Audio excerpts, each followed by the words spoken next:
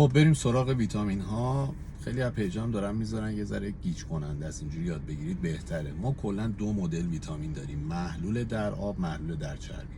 محلول در آب کل ویتامین های گروه B و ویتامین C برای جذب بیشتر، معده خالی و یک لیوان آب محلول در آبن. حالا بهترین حالتش ناشتاه. اگر که معدتون اذیت میشه یا سابقه مشکل معده دارید، بیارید برای 1 ساعت قبل نهار که باز معدتون خالیه اون موقع مصرف کنید. بهتره تو روز مصرفشون، خاصیت انرژی زایی داره.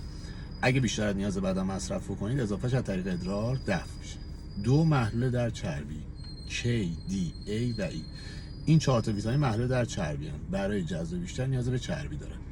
پس بهتره که با غذا مصرف بشه. منتها اینا از بدن دفع نمیشه، اضافه مصرف بکنید اینا تو بدن جمع میشه و حتی میتونه کبد رو سمی بکنه. پس حواستون به این موضوع باشه. حالا اگر ورزشکار هم هستید، من یه سری چیزای دیگه رو براتون مینویسم. حالا یا اسکرین بگید یا سیو بکنید، به کارتون میاد.